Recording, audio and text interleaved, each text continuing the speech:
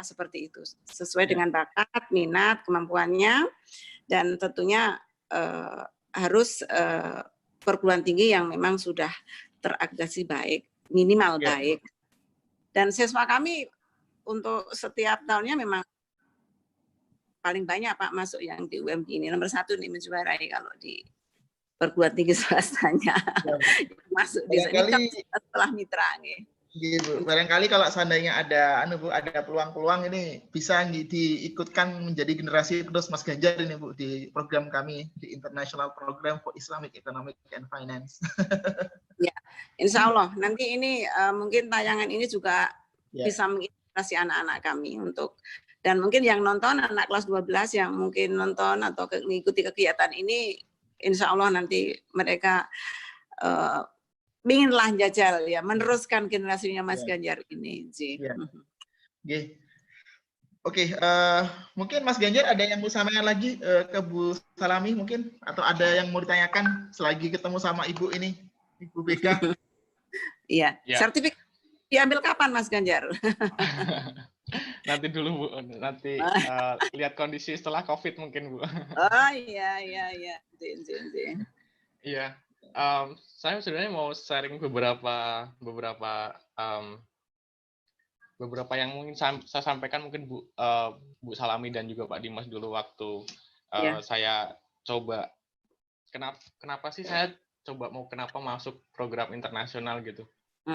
Dan waktu saya di SMA itu program internasional tuh sedikit asing, nggak tahu ya mungkin kalau sekarang agak asing ya mungkin.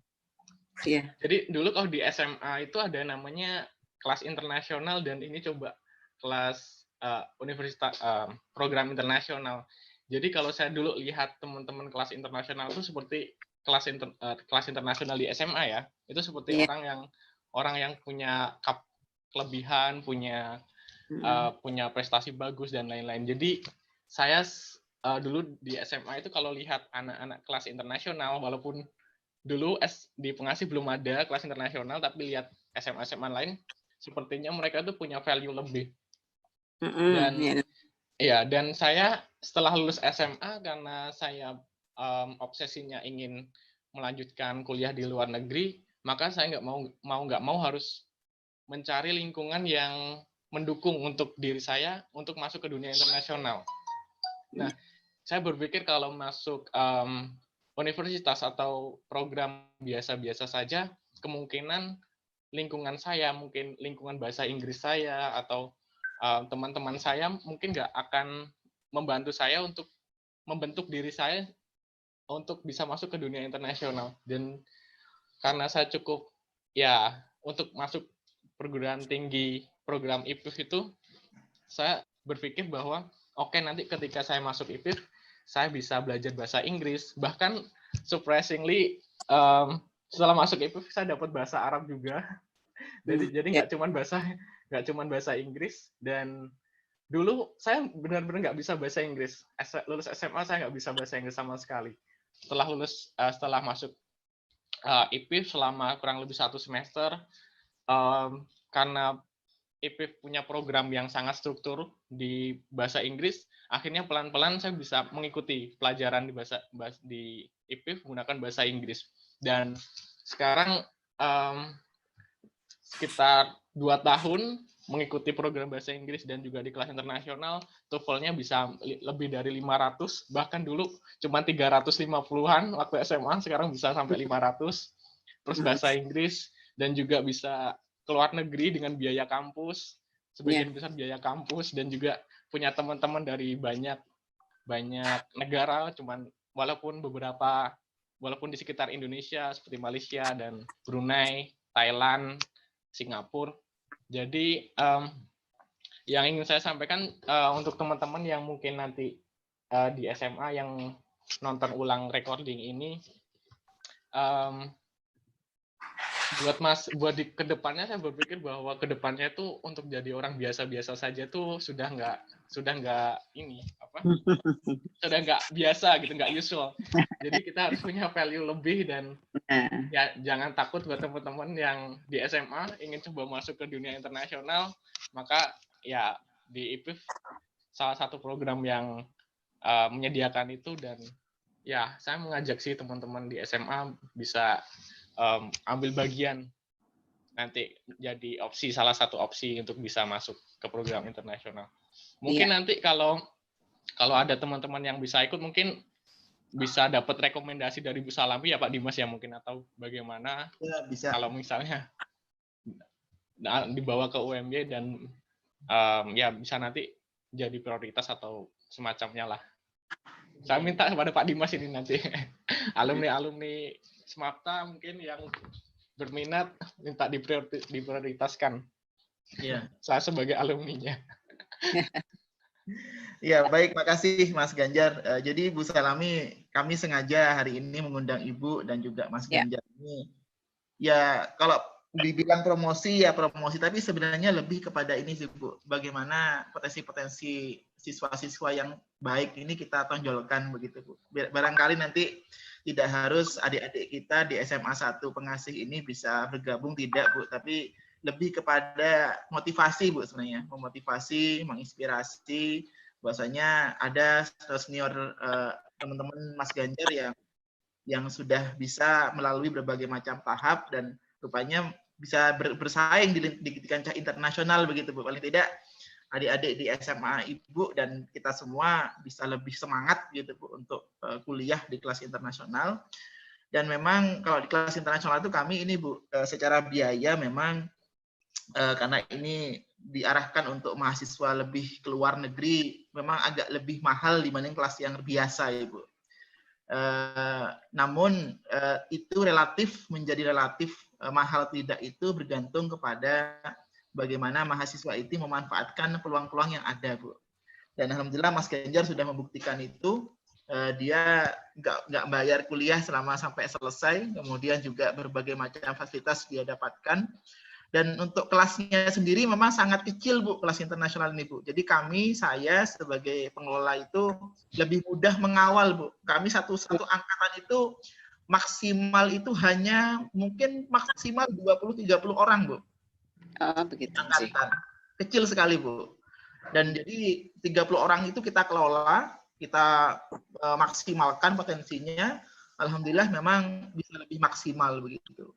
Dan pada saat awal mereka masuk di kelas internasional itu kami memberikan ini Bu semacam motivasi. Tadi sudah Ganjar katakan ketika mereka lulus S1 dari program ini insya Allah ada beberapa kompetensi yang mereka akan miliki. Nah, yang pertama itu bahasa Inggris pastinya Ibu. Jadi kami punya komitmen mahasiswa yang masuk kelas program kami ini punya minimal skor TOEFL 500 Bu.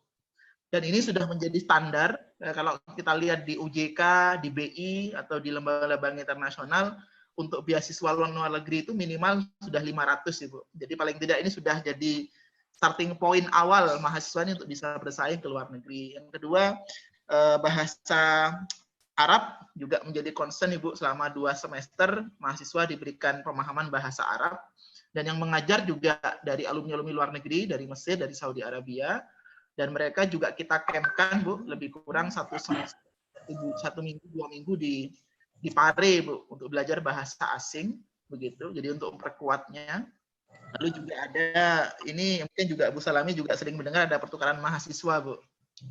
Nah ini juga kita lakukan hampir setiap semester. Bahkan kemarin kita kirim ke Cina Ibu, ke Cina, Korea, juga ada ke Taiwan, Thailand, Malaysia.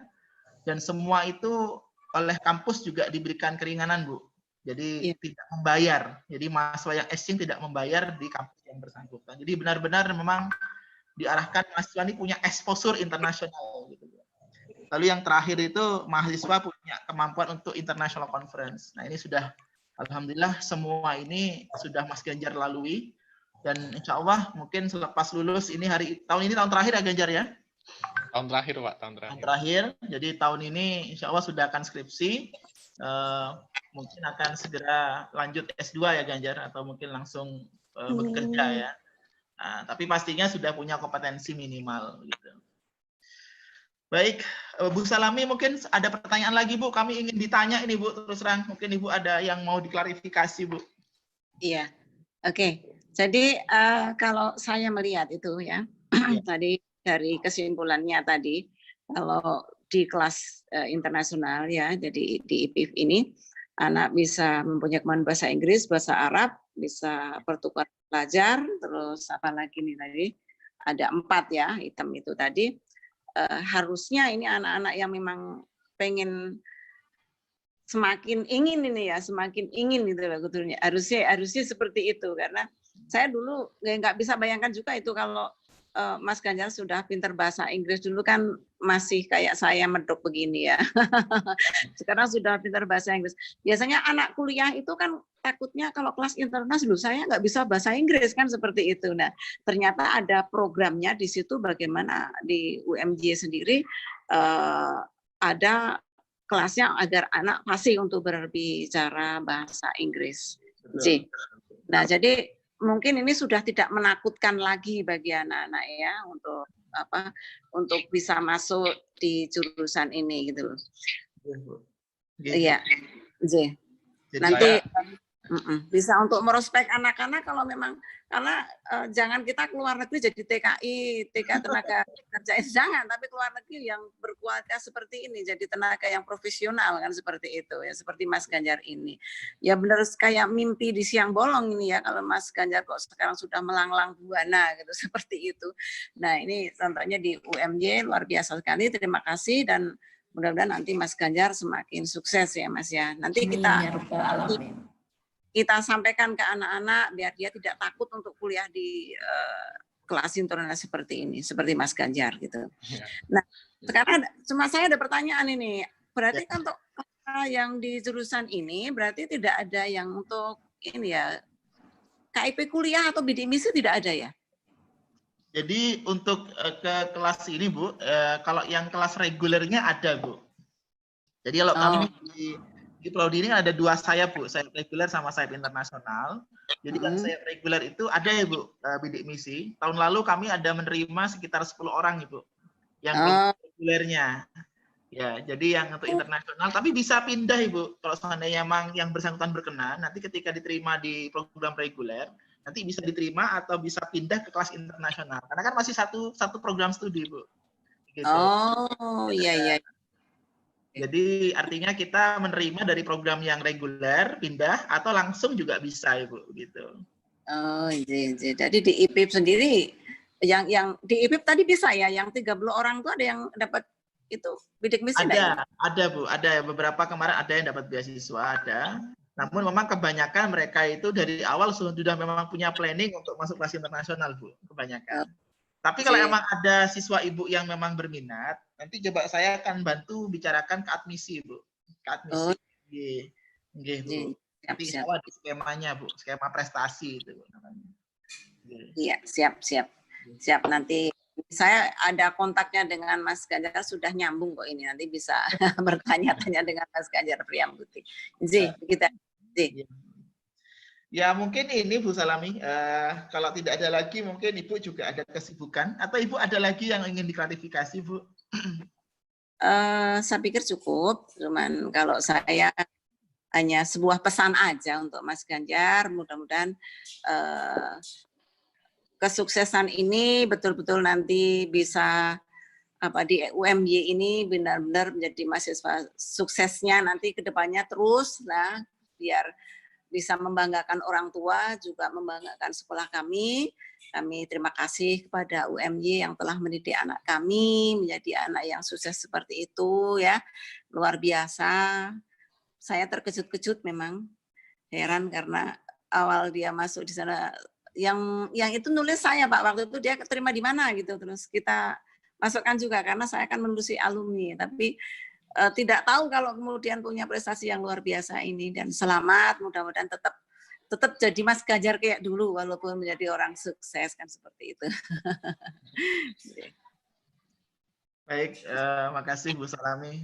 Memang doa seorang guru itu memang tidak luar biasa. Ya. Saya jadi teringat guru BK saya juga waktu saya sekolah dulu Bu di kampung kecil di Jawa Timur.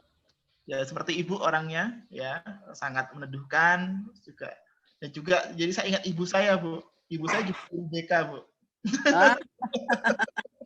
Jadi seusia Ibu juga mungkin. Jadi, saya teringat bahasanya memang guru BK ini adalah gerbang masuk yang luar biasa untuk anak-anak SMA bisa masuk ke perguruan tinggi. Dan semoga Ibu selalu sehat ya Bu, selalu Amin. sehat, lancar, dan juga bisa terus mengemban amanah, bisa melahirkan banyak calon-calon pemimpin masa depan Indonesia, khususnya di SMA Pengasih ya Bu. Dan Mas Ganjar ini salah satunya yang segelintir yang alhamdulillah Ibu dan tim di SMA sudah luar biasa siapkan, dan kami juga mohon terus doa dan support Bu agar kami juga bisa terus melahirkan banyak orang-orang seperti Mas Ganjar ini ke depan, dan juga semoga juga semakin banyak adik-adik dari SMA Ibu yang bisa melanjutkan Mas Ganjar ini khususnya di program kami, insya Allah. Amin, insya Allah. Mungkin Mas Ganjar sebelum kita akhiri ada yang mau disampaikan. Ya, saya ingin apresiasi sih untuk guru-guru saya di SMA, dan juga teruntuk Bu Salami. Bu Salami ini guru yang paling dekat dengan saya Pak Dimas, karena selama 3 tahun di SMA itu selalu dengan Bu Salami, bahkan di SMA 1 Pengasih itu ada ruang BK, dan itu jadi tempat siswa-siswa untuk ngumpul itu di ruang BK, dan ya ngobrol banyak. Jadi apalagi Bu Salami ini jadi pembina pramuka, dan saya dulu DA. Kalau di SMA itu ada namanya DA pramuka. Nah, tadi makanya Bu Salami tahu banyak tentang ya prestasi di pramuka, sempat dapat piala banyak, dan ya Bu Salami termasuk orang yang bisa memotivasi saya selama di SMA, dan juga guru-guru saya yang lain di SMA. Saya cukup dekat dengan beberapa, dan ya banyak sih sebenarnya. Dan selama di SMA sebenarnya saya sering bolos kelas Pak. Bolos kelas dalam arti ikut kegiatan di luar, jadi mau nggak mau harus deketin guru biar dapat surat izin, surat izin ikut kegiatan di luar. Jadi ya selama 3 tahun terima kasih untuk guru-guru yang sudah support saya sejauh ini selama di SMA. Dan ya tanpa guru-guru saya di SMA, tanpa motivasi yang diberikan, mungkin saya nggak bisa berjalan sampai sejauh ini. Itu aja sih Pak Dimas. Ya, alhamdulillah rabbil alamin. Mungkin Ibu Mikia mau menambahkan? Ya, oke. Terima kasih ya kesempatannya. Assalamualaikum warahmatullahi wabarakatuh. Waalaikumsalam warahmatullahi wabarakatuh. Untuk Mas Ganjar ya, saya biasa. Dari lubuk hatiku yang paling dalam sangat terkagum-kagum dengan prestasinya Mas Ganjar, dan juga pengalamannya yang luar biasa, yang masih bisa dibilang masih muda tapi sudah pengalamannya. Selanjutnya saya mau tanya terkait cara meraihnya itu loh. Kan biasanya kalau anak masa remaja atau masih muda begitu kan banyak kesibukannya. Di samping dia itu sibuk dengan studinya, tapi kan juga sibuk dengan pergaulan dengan teman-temannya. Nah, seperti itu. Bagaimana cara membagi waktunya? Sehingga kalau bisa diraih semuanya, terus bagaimana juga dukungan para orang tuanya, peran serta orang tuanya seperti itu. Mas Ganjar itu bisa meraih semuanya. Mungkin bisa diceritain Mas Ganjar bagaimana cara membagi waktunya, dan juga peran orang tuanya seperti apa, seperti itu, hingga semuanya bisa diraihnya. Ya, terima kasih. Waalaikumsalam. Terima kasih Bu Mika. Subhanallah, betul. Jadi mungkin ya karena saya juga punya, sebenarnya dari dulu saya punya skala prioritas. Jadi saya coba membangun, sebenarnya kekuatan mahasiswa, kekuatan siswa itu datangnya dari diri sendiri sebenarnya Bu. Selama kita bisa membuat planning yang benar dan juga menempatkan diri yang benar, sebenarnya apapun bisa diraih. Jadi saya sejak dulu punya planning jangka pendek, jangka menengah, jangka panjang, dan selama perjalanannya saya coba fokus untuk meraih itu, dan juga membangun lingkungannya. Dan juga peran orang tua, karena orang tua saya sebetulnya di pendidikan Bu, di pendidikan. Jadi cukup mendukung saya selama saya mau dan mau menjalani. Sebenarnya orang tua saya support untuk masalah pendidikan, dan ya cukup beruntung saya punya orang tua yang selalu mendukung. Itu dari sisi orang tua. Tapi dalam perjalanannya saya berpikir bahwa perjalanan karir sebagai siswa, sebagai mahasiswa itu nggak cuma dituntut untuk akademik, tapi juga ada non akademik. Jadi semuanya harus berjalan seiringan. Jadi yang penting kita punya planning jangka panjang sih Bu, jangka panjang, jangka menengah, dan juga jangka pendek. Dan juga yang terpenting saya juga selalu minta orang-orang yang punya kapabilitas untuk jadi mentor saya.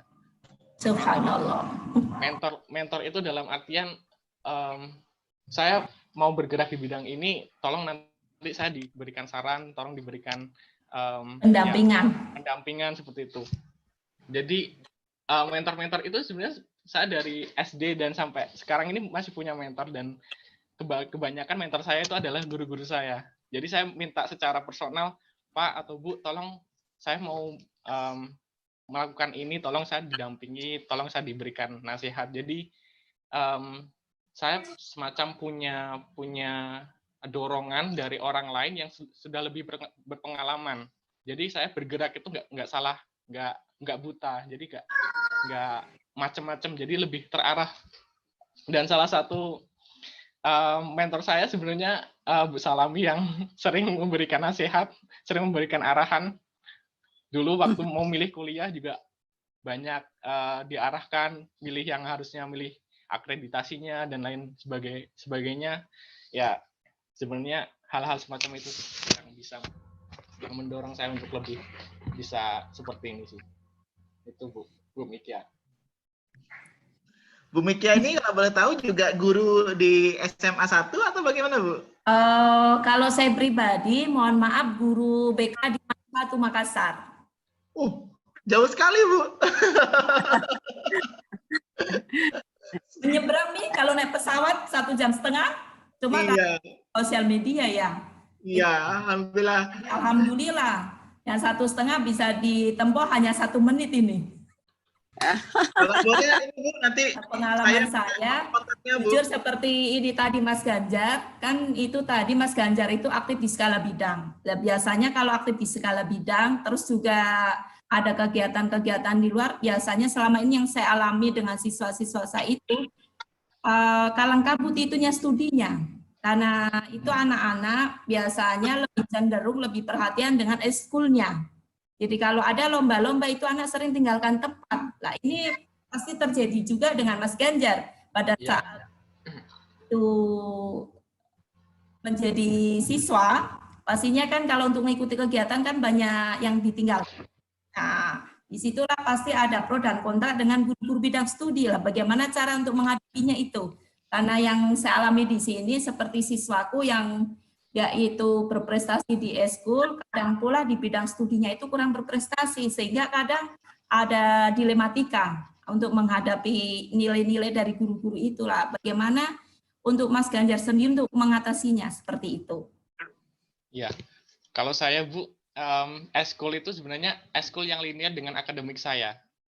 Jadi saya selalu memilih eskul-eskul yang linear dengan akademik saya. Contoh ketika dulu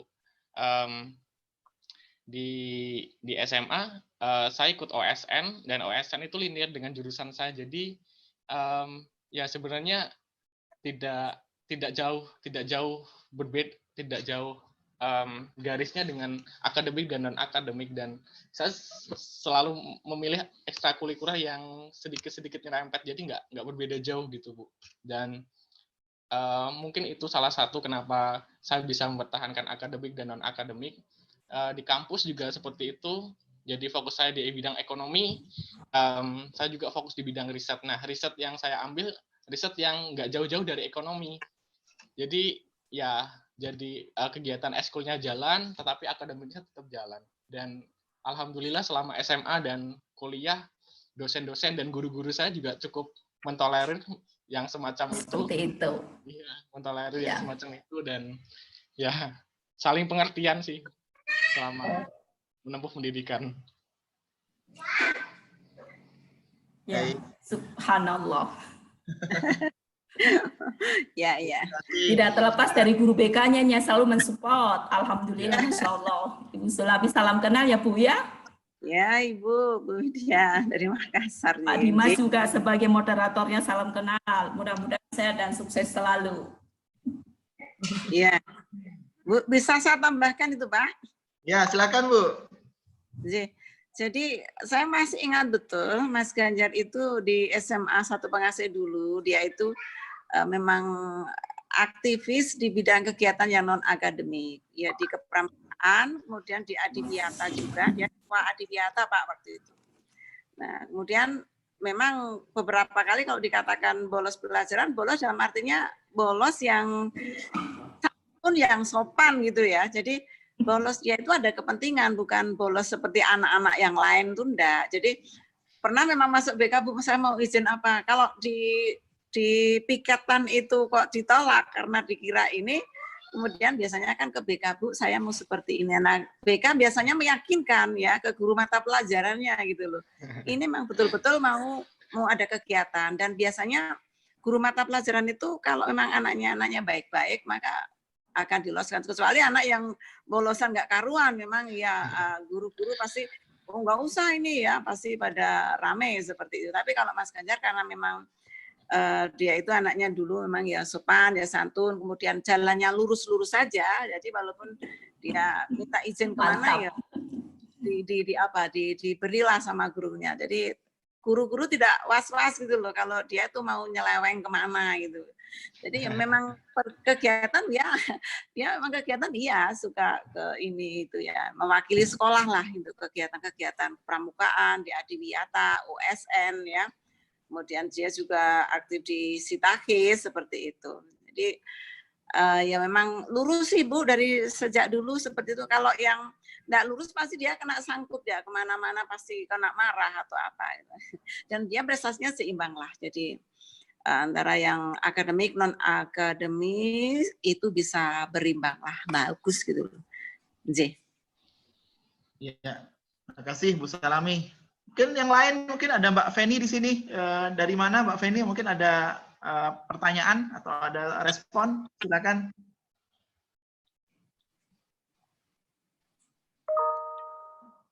Oh belum ya. Oke, Bu Miki, ada lagi Bu Miki yang lain Bu?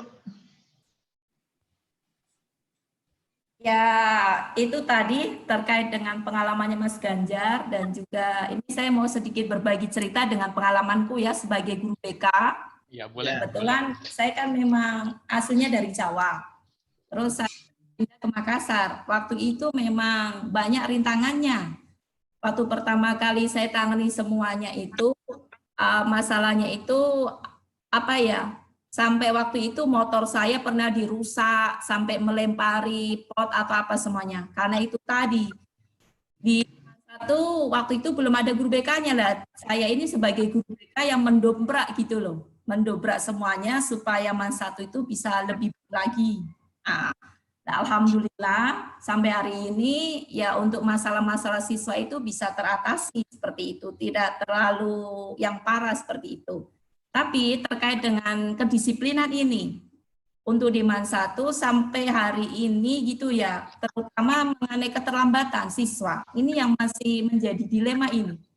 Setiap hari itu kadang pula masih ada siswa yang selalu terlambat, berbagai upaya sudah kita upayain, tapi masih ada siswa yang selalu terlambat. Nah, ini saya mau tanya juga kepada Ibu Salami sebagai guru BK di Pengasih, mungkin bisa berbagi pengalamannya Bu terkait dengan penanganannya siswa yang terlambat seperti itu supaya lebih cespleng gitu loh. Apa yang harus diterapkan begitu supaya cespleng, siswa tidak terlambat lagi. Ya mohon maaf ini saya sampaikan di sini di forum ini, mungkin bisa dari berbagai ya memberikan solusinya seperti itu. Terima kasih. Itu ya. Saya sampaikan. Oke, baik. Baik, jadi untuk mengatasi keterlambatan, saya pikir di mana-mana adalah ya keterlambatan siswa. Bikin stres. Hari-hari masih. Ya, cuman kalau yang cuma keterlambatan sekali, 2 kali itu kan nanti sudah ada tim kedisiplinan Bu di depan. Jadi nanti ada dari petugas piketnya dibantu Pak Satpam, ada Waka dan ada. Tetapi untuk yang berkali-kali kali, yaitu kan biasanya anak-anak tertentu, anak-anak yang keterlambatannya banyak, kemudian nggak sembuh-sembuh ya terus-terusan seperti itu, biasanya anak-anak yang sebenarnya dia di rumah punya permasalahan, biasanya Iya, betul. terusnya. Nah, itu memang ada penanganan khusus ya. Ya. Ya, penanganan pertama standar ya teguran lesan, kemudian setelah itu berapa kali baru kita konseling Bu ya. Nanti kita konseling, kita kemudian kerjasama dengan guru mata belajar, guru wali kelas dengan waka standar Bu seperti ini. Cuman memang anak menjadi tidak terlambat lagi atau berkurang keterlambatannya, itu satu hal yang perlu diperhatikan bagi kita guru BK adalah perubahan sekecil apapun dari anak itu kita apresiasi Bu ya. Betul. Jadi kalau tidak kita apresiasi, dia nanti marah adanya ya. Betul. Marah mengulang lagi. Nah, menjaga kondisi ini yang memang agak sulit, dan inilah BK peran penting di sini untuk bagaimana mendampingi agar kondisi psikologi anak, artinya dia tetap tidak istilahnya dihargai lah. Walaupun bagaimana dia sering terlambat, tapi tetap sekali itu 2 kali dia bisa tidak terlambat, kita apresiasi. Dan bahkan memang tidak usah dimarah gitu. Anak memang tidak usah dimarah kalau saya. Jadi karena SMA itu sudah seperti kawan lah Bu, kita jadi gitu. Tidak minta untuk terus dihormati seperti zaman dulu, tidak, tetapi seperti teman biasalah kita sama anak, kemudian kita dekati. Jadi dengan kita tidak jengkel, tidak kesal, kemudian istilahnya malah ngikut lah, manut sama kita nanti kalau. Tapi kalau dia tekan, dia apa, nanti wah itu nanti malah tidak manut, berontak ya. Jadi tidak mau pelajaran dan bikin olah seperti itu. Jadi memang kalau terlambatnya 10 kali kemudian menjadi 7 kali, 6 kali itu sudah kita apresiasi, alhamdulillah ya, terima kasih gitu ya. Terus kita support, kita bombong gitulah biar dia betul. Dan saya pikir anak-anak yang kayak gitu ternyata nanti kuliahnya juga beres kok, bisa beres. Ya, insya Allah. Di SMA memang seperti itu, cuman ya karena badai topan masalah masih apa ya, ada perubahan, masih pancaroba lah istilahnya di remaja menuju dewasa seperti itu. Tapi kalau saya memang dengan anak ya, dengan siswa itu memang tidak marah-marah lah, biasa. Shock terapi biasa sekali 2 kali, tapi setelah itu kita panggil teman sendiri apa maksudnya kita, kan seperti itu.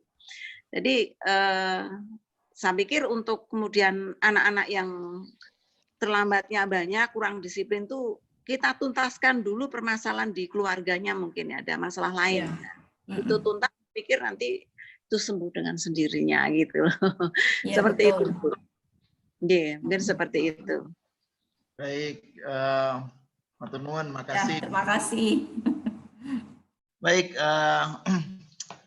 ini saya kira semakin menarik saja diskusinya ya, Bu Mikia, ya, Mas Ganjar.